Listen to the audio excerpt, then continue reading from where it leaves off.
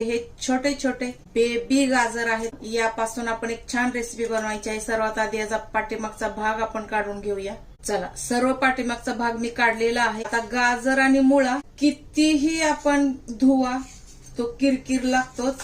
यासाठी आपण याला छिलून घ्यायचं आहे. सर्व गाजर आपण छिलून घेऊया.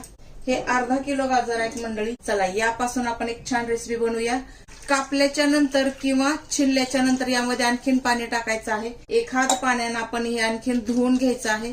धुल्याच्या नंतर आपण काय करूया, चला बघूया पुढे काय करायचं ते. चला मंडळी, गॅस चालू केलेला आहे. त्यावरती आपण पॅन ठेवलेला आहे. पॅन ठेवल्याच्या नंतर थोडस पॅन गरम झालं की आपण यामध्ये 1 चमचा तूप टाकायचं आहे.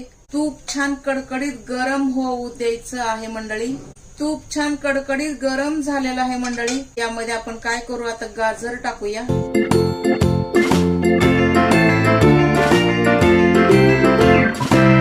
एक अर्धा ग्लास आपण पाणी टाकायचं आहे. थोडी पाण्याला उकळी आली तर काय करायचं मंडळी, आपण यावरती झाकण लावायचं आहे आणि मीडियम गॅस करून 7 ते 8 मिनिट आपण हे गाजर छान शिजवून घ्यायचे आहे. मध्ये मध्ये चेक करत राहायचं आहे. 7 ते 8 मिनिट असं झाकण लावून ठेवायचं नाही. चला मंडळी, 7 ते 8 मिनिट झाले असतील.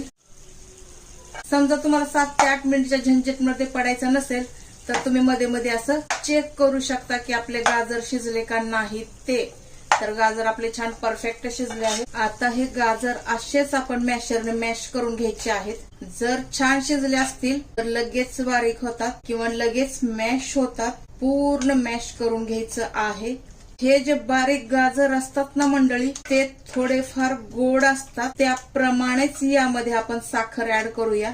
चला, गाजर छान मॅश झालेले आहेत मंडळी. अर्धा किलो गाजरासाठी तुम्ही तुमच्या आवडीप्रमाणे साखर टाका. साधारण अर्धा किलो तुमचे गाजर असतील तर पाव किलो साखर टाका, जास्त पण नको. त्यासाठी टाकू आपण बदाम, काजू, पिस्ते. हे पण तुम्ही तुमच्या आवडीप्रमाणे किती टाकणार आहात ते. त्यानंतर टाकूया वेलची पावडर. ही वेलची पावडर फार गरजेची आहे मंडळी.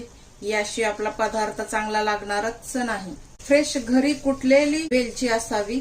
चला, साखर झाली, बदाम, काजू, पिस्ते, ड्रायफ्रूट झाले, वेलची झाली. आणखी एक पदार्थ आपण यामध्ये टाकूया. साधारण 1 कप दूध आहे मंडळी. हे काय होतं, गाजरेचा हलवा जर करायचा असेल तर थोडंफार दूध टाकलं तर काय होतं, थोडी एक रिच टेस्ट येते. आता हे आपण झाकण लावून दूध पूर्ण सुकेपर्यंत, असं नाही केला टाइम लावा 2 मिनिट, 4 मिनिट, 5 मिनिट असं काही नाही. दूध सुकलं पाहिजे आणि साखर विरघळली पाहिजे. तोपर्यंत आपण झाकण लावून ठेवून द्यायचं आहे मीडियम गॅसवरती.